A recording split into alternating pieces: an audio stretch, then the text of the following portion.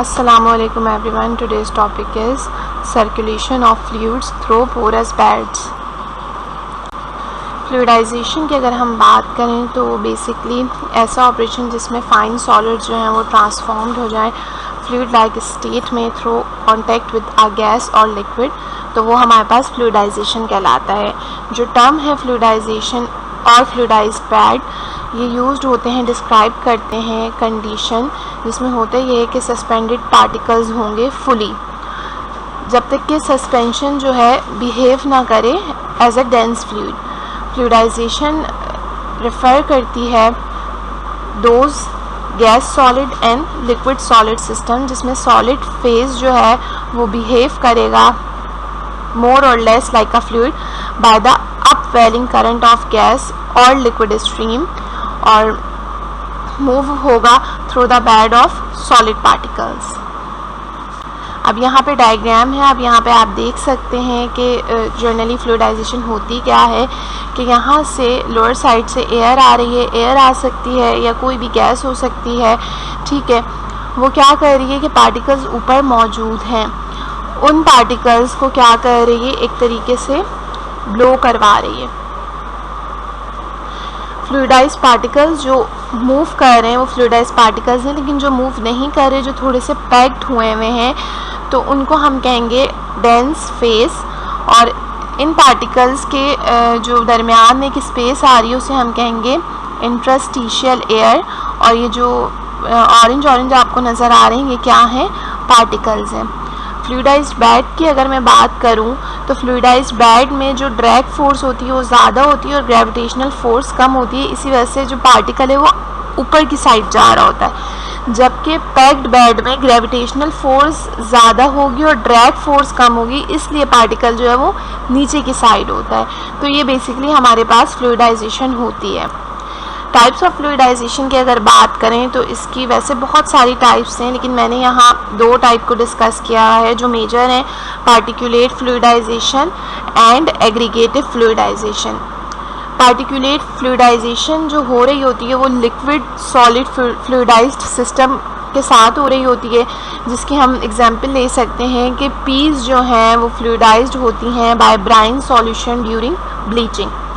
Aggregative fluidization की अगर हम बात करें तो ये गैस सॉलिड फ्लूइडाइज्ड सिस्टम के साथ हो रही होती है। वहाँ पे लिक्विड इन्वॉल्व है, यहाँ पे गैस इन्वॉल्व है। गैस की वेलोसिटी इंक्रीज होगी, जो फ्रिक्शन होगा गैस का वो पास थ्रू होगा बेड से in form of bubbles. Velocity जिस पे पहला बबल फॉर्म होगा उसको हम कहेंगे मिनिमम बबलिंग वेलोसिटी। नेक्स्ट है आपके पास फ्लूइडाइजेशन रिजीम्स। यहाँ पे डिफरेंट रिजीम्स जो हैं वो शो किए हुए हैं। नंबर 1 पे है फिक्स्ड बेड। यहाँ पे गैस एंटर हो रही है तो जो बेड है उसमें एज सच कोई चेंजेस नहीं आ रही हैं, तो ये हमारे पास कहलाएगा फिक्स्ड बेड। सेकंड में आपके पास आपको नज़र आ रहा होगा बबलिंग रिजीम में कि जैसे ही गैस एंटर हो रही है जो बेड है उसमें बबल्स फॉर्म हो रहे हैं, तो वो हमारे पास कहलाएगा बबलिंग रिजीम। थर्ड पे आ जाता है स्लगिंग रिजीम। यहाँ पे जब गैस एंटर होगी तो इस तरह की अपीयरेंस शो होगी बबल से थोड़ी बड़ी, तो वो हमारे पास कहलाएगा स्लगिंग रिजीम। नेक्स्ट है आपके पास यहीं पर टर्ब्यूलेंट रिजीम। यहाँ पे जब गैस एंटर होगी तो यहाँ पे जो एक तरीके से फ्लूइडाइजेशन होगी वो होगी थोड़ी सी रफ, तो वो हमारे पास टर्ब्यूलेंट रिजीम कहलाएगा। ये वाला जो टॉपिक है मैंने आपके साथ जो है वो लास्ट लेक्चर है उसमें डिस्कस किया है। और ये बबलिंग, स्लगिंग और टर्ब्यूलेंट रिजीम जो है ये एग्रीगेटिव फ्लूइडाइजेशन में आते हैं। उसके बाद है आपके पास फास्ट फ्लूइडाइजेशन के यहाँ पे जो पार्टिकल्स हैं जैसे ही गैस एंटर होती है पार्टिकल्स बहुत तेज़ी से एक दूसरे से सेपरेट हो जाते हैं, ठीक है, तो इसको हम कहेंगे फास्ट फ्लूइडाइजेशन। और न्यूमेटिक ट्रांसपोर्ट की अगर मैं बात करूँ तो यहाँ पर न्यूमेटिक ट्रांसपोर्ट में क्या होगा कि पार्टिकल स्मॉल साइज़ के होंगे और एक दूसरे से बिल्कुल दूर दूर होंगे, ठीक है, बिल्कुल प्रॉपर जो है एक तरीके से एयर में फ्लोट करेंगे, ठीक है, तो ये हमारे पास कहलाएगा न्यूमेटिक ट्रांसपोर्ट। टेक्निक्स की अगर बात करें तो फ्लूइडाइज्ड बेड ड्राइंग हमारे पास टेक्निक है। इसमें फ्लूइडाइज्ड बेड ड्रायर यूज़ किए जा रहे होते हैं। क्यों यूज़ किए जा रहे होते हैं? ताकि ड्राइंग करवाई जा सके। इसको हम दूसरा इसका नाम है फ्लूइडाइज्ड बेड ड्रायर। ये एक टाइप का इक्विपमेंट है जो एक्सटेंसिवली यूज़ होता है ताकि मॉइस्चर कंटेंट को रिमूव करवाया जा सके जो पाउडर और ग्रैन्यूल्स में होता है। ये इक्विपमेंट वर्क करता है on a principle of fluidization of the feed material. Drying तो करवाएगा लेकिन वर्क जो करेगा वो फ्लूइडाइजेशन के प्रिंसिपल पे करेगा।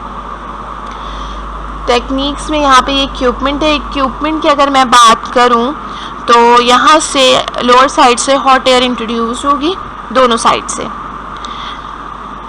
चैम्बर है यहाँ पर। उसके बाद पोरस प्लेट लगी हुई है और जो मॉइस्ट ग्रैन्यूल्स हैं वो लेफ़्ट साइड से एंटर होंगे। एंटर होने के बाद एक प्रॉपर फ्लूइडाइज्ड बेड बनेगा। मॉइस्चर रिमूव होगा। मॉइस्चर रिमूव होके एयर आउटलेट से रिमूव आउट हो जाएगी और ड्राई ग्रैन्यूल्स जो हैं वो right side, lower right side जो है वहाँ से ड्राई ग्रैन्यूल्स जो हैं वो रिसीव हो जाएंगे। ठीक है, अब बात आती है कि ड्राइंग किस तरह होगी। ड्राइंग इस तरह होगी कि हॉट एयर जो जा रही है वो पार्टिकल से कांटेक्ट में आएगी, उनके अंदर का जो मॉइस्चर होगा उसको रिमूव करवा देगी और मॉइस्ट एयर जो है वो आउटलेट से रिमूव हो जाएगी। नेक्स्ट है आपके पास fluidised bed freezing. Fluidised bed freezers जो हैं वो यूज़ होते हैं फ्रीज़ करने के लिए पार्टिकुलेट फूड्स को, जिसमें peas, cut corn, diced carrots और स्ट्रॉबेरीज आ जाती हैं। फूड जो है वो मैश कन्वेयर बेल्ट पे प्लेस किया जाएगा। वो मूव होगा थ्रू आ फ्रीजिंग जोन जहाँ पे कोल्ड एयर जो होगी वो डायरेक्टेड होगी अपवर्ड साइड पे थ्रू द मैश बेल्ट। इसको जो डायग्राम है इसमें आप लोग देख सकते हैं, नीचे ब्लोअर्स लगे हुए हैं। ठीक है, लोअर साइड से कोल्ड एयर जो है वो अपर साइड पर आ रही है। प्रोडक्ट जो होगा वो इनलेट से अंदर आएगा, फ्लूइडाइज्ड बेड बनेगा प्रॉपर और क्या होगा, जो भी जिस भी हम फीड मटेरियल को या फूड मटेरियल को फ्रोज़न फॉर्म में लाना चाह रहे हैं वो यहाँ पे फ्रीज़ होगा। फ्रीज़ होने के बाद वो फ्रोज़न प्रोडक्ट जो है आउटलेट से बाहर आ जाएगा। इस तरह से ये फ्लूइडाइज्ड बेड फ्रीजर्स काम कर रहे होते हैं। एप्लीकेशंस की अगर बात की जाए तो फूड प्रोसेसिंग एप्लीकेशन जो है फ्लूइडाइजेशन की, कि इसके थ्रू फ्रीजिंग हो सकती है, कूलिंग हो सकती है, drying, puffing, freeze drying, spray drying, blanching, cooking, ये तमाम हो सकती हैं। इन प्रोसेसेस में हीट इन्वॉल्व होती है और मास ट्रांसफ़र इन्वॉल्व होता है टू और from the food material. Food material में एंटर भी हो सकती हैं दोनों चीज़ें और फूड मटेरियल से रिमूव आउट भी करवा सकती हैं और ये रिपीटली अचीव्ड होता है फ्लूइडाइजेशन से। वैसे बहुत सारे प्रोसेस हैं लेकिन रैपिडली जो होगा वो फ्लूइडाइजेशन से अचीव होगा। फ्लूइडाइज्ड बेड्स जो हैं वो प्रोवाइड करते हैं यूनिफॉर्म हीट डिस्ट्रीब्यूशन, अवॉइड करते हैं हॉट स्पॉट्स और प्रोवाइड करते हैं better control over reactions. Fluidized bed जो हैं वो इसलिए भी यूज़ किए जा सकते हैं ताकि इंट्रा पार्टिकल रेजिस्टेंस पता चल सके, जो कि बाद हम ये कह सकते हैं कि रिलेट करेगी, ठीक है, फूड के स्ट्रक्चर्स के साथ।